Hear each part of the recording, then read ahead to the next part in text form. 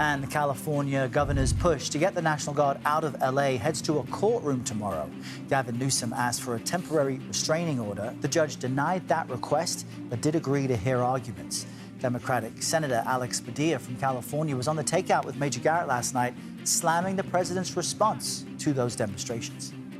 The increasingly aggressive and cruel tactics of the immigration enforcement is what's prompting the response of people who are passionate about speaking up for our fundamental rights and due process, because the enforcement operations have gone far beyond just the violent criminals or the dangerous criminals that Donald Trump has promised.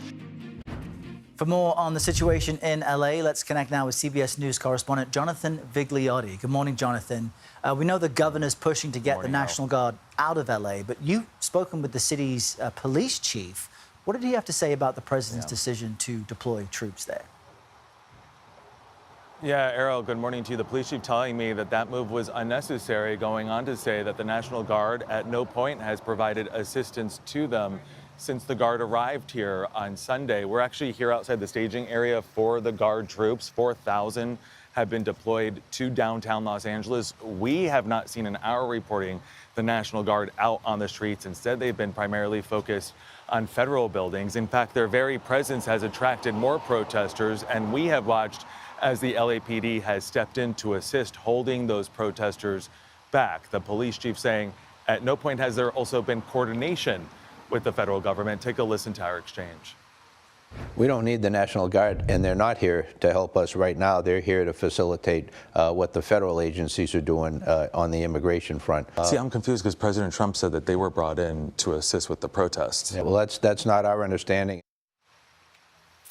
And we're also learning that the National Guard is now assisting in ICE raids in what appears to be really the first of its kind widespread deployment of the military in such operations. You talked about that restraining order that was denied, that restraining order the governor is trying to put in place for that very reason. Meanwhile, the Marines are here, 700 of them, Errol, but they have not been assigned yet because they're going through what is being described as additional training before interfacing with the public.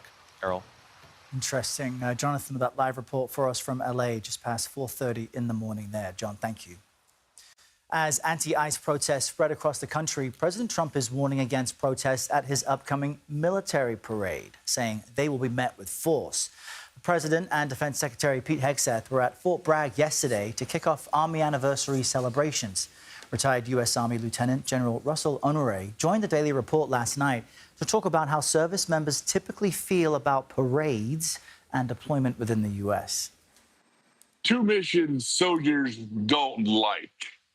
Number one is to be deployed to do civil disturbance missions inside the United States of America. The other mission at the top of the list that soldiers despise and don't like is doing a damn parade, because that means they got to march in this parade.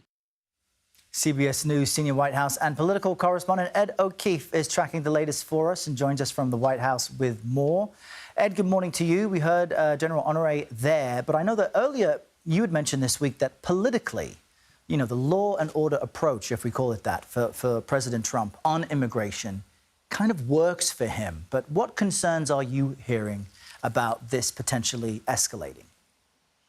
Well, and Russell Honoré, who, of course, was deployed as part of the keeping the peace after Hurricane Katrina, knows a thing or two about these domestic deployments. Beyond that, we spoke yesterday with the former Defense Secretary Chuck Hagel, who's also a former Republican senator and an Army veteran, worked for President Obama.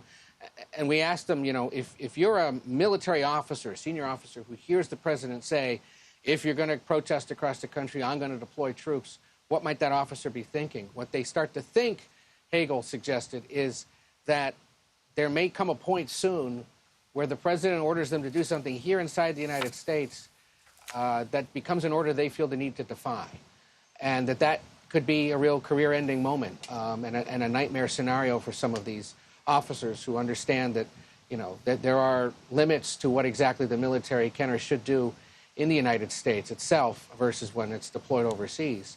And so there's going to be some concern at the Pentagon and across the military ranks that depending on how some of these protests go across the country, depending on the president's desire to try to stop it or at least intimidate protesters, there may come a point where they have to sort of stand in the way and say, no, sir, I'm not going to carry out that order. Relieve me if you must.